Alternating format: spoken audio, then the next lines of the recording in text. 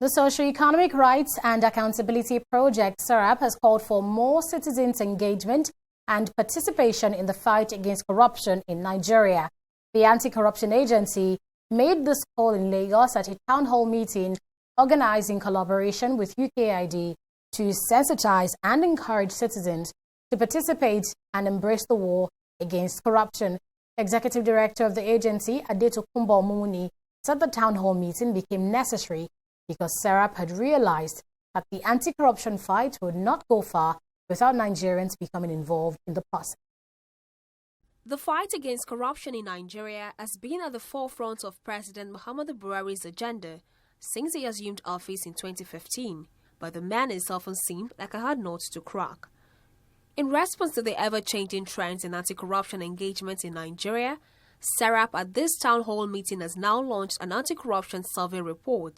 The rights group calls for more citizen engagement and participation to tackle corruption easily. How do we keep the anonymity of the information giver such that whoever will not be a victim of reprisal in the long run? You know? And how is such individual protected under the law? Well, I have some worries, and I'd like us to think about this. The report cited Freedom of Information Act. Yes, fine. FOI Act does exist. But we should also appreciate that the FOI Act has not been domesticated in several states in Nigeria. So that could be a limitation. While the group calls for a more intense participation in the fight against corruption, there are also concerns over the safety of the citizens who report corruption cases. These politicians before, we collect money for constituency projects. You don't see project, you don't see constituency, you don't see anything. Now that ICPC is now partnering with us to follow up, the moment constituency projects are awarded, we are notified. We now follow up and see the stages of the project progress of the project. Once there is an issue, we report to ICPC.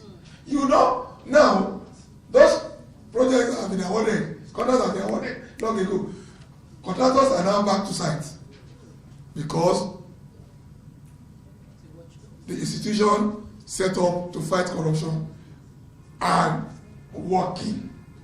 Traditional rulers at the event promised to ensure a full support on the campaign by raising awareness in their various communities. In our own opinion, and in the opinion of a lot of Nigerians that we interviewed, corruption is a life issue. It's a threatening issue. It affects everybody.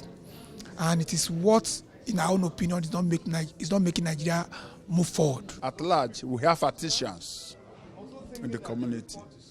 I will call them, they will come, as we have been doing within ourselves.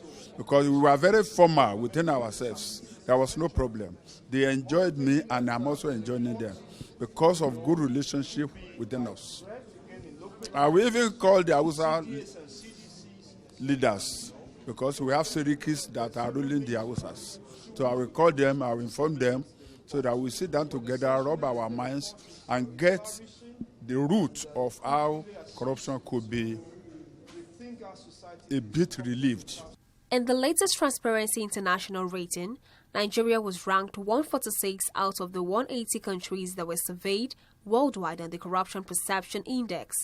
But the federal government have since faulted the rating, describing it as baseless. Adeshawa Dushoga, TV360, Lagos, Nigeria.